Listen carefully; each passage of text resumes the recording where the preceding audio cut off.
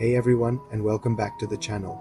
Have you ever wondered what makes a roller coaster so thrilling, or how a simple dam can power an entire city? The answer lies in two fundamental concepts that secretly run our world: kinetic and potential energy.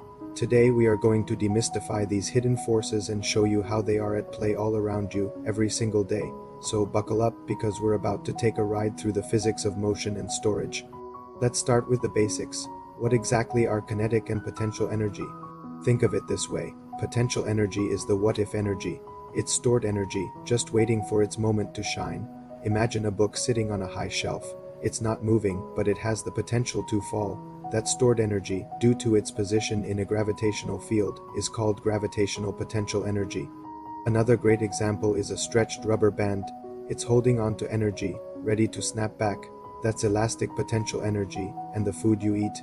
It contains chemical potential energy that your body converts to fuel your day. So, potential energy is all about position, state, or chemical composition. It's energy on standby. Now, what happens when that potential gets unleashed? That's where kinetic energy comes in. Kinetic energy is the energy of motion. It's the here and now energy. When that book falls off the shelf, its potential energy is converted into kinetic energy. The faster it falls and the heavier it is, the more kinetic energy it has.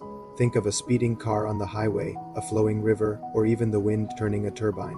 All of these are examples of kinetic energy in action. Simply put, if something is moving, it has kinetic energy. The key relationship to remember is that kinetic energy depends on two things: the mass of the object and its speed. A heavier object moving at the same speed as a lighter one will have more kinetic energy. And if you double the speed of an object, you actually quadruple its kinetic energy. It's a powerful force. So we have stored energy potential and motion energy kinetic. The real magic happens when these two start to dance with each other. This constant conversion is one of the most fundamental principles in physics, governed by the law of conservation of energy. This law states that energy cannot be created or destroyed, only transformed from one form to another. Let's go back to our falling book.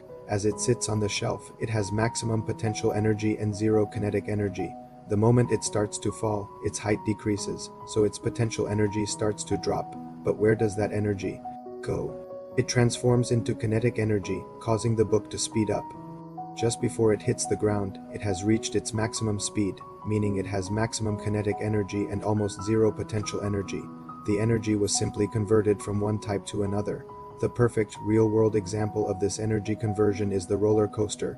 When the cars are pulled up the first big hill, a massive amount of work is being done to store gravitational potential energy.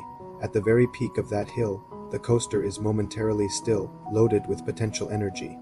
Then, whoosh! As it plummets down the track, all that potential energy rapidly converts into kinetic energy, creating that incredible speed and rush you feel. As it goes up the next, smaller hill, some of that kinetic energy is converted back into potential energy, slowing the coaster down just enough to make it over the top before it races down.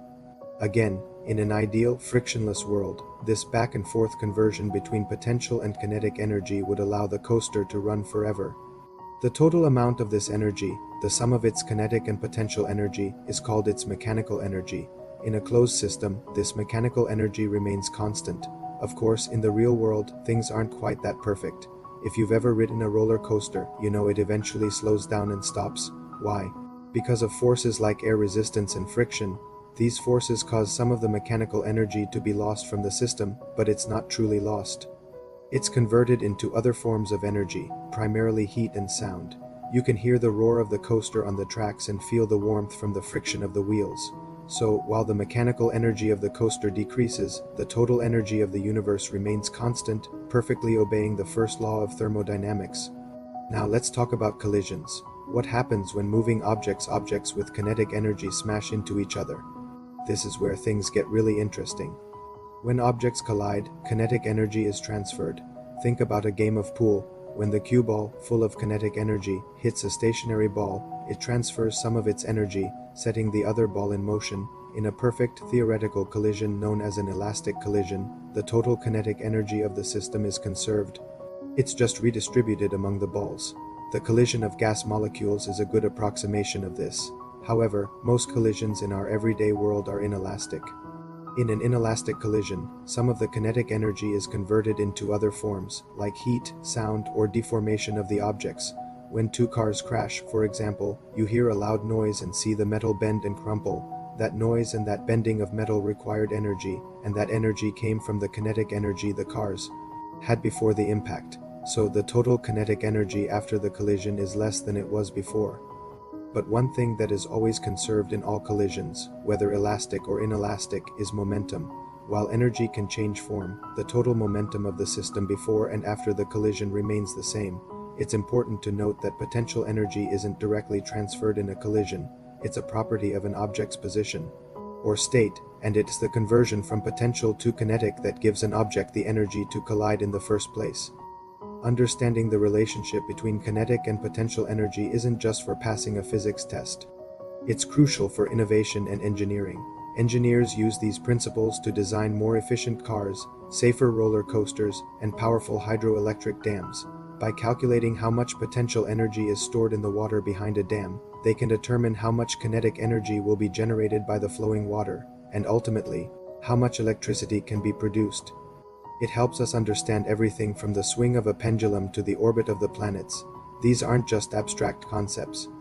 They are the invisible mechanics that power our universe, from the grandest cosmic scales to the tiniest molecular interactions. So, the next time you see a bird taking flight, a ball bouncing, or a wave crashing on the shore, take a moment to appreciate the beautiful, continuous dance between potential and kinetic energy. It's a constant, powerful exchange that makes motion, change, and life itself possible.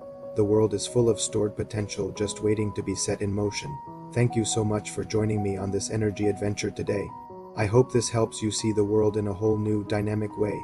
If you found this video helpful, please give it a thumbs up and don't forget to subscribe and hit that notification bell so you don't miss our next exploration into the wonders of science. Have any questions or ideas for another topic? Drop them in the comments below. Until next time, stay curious.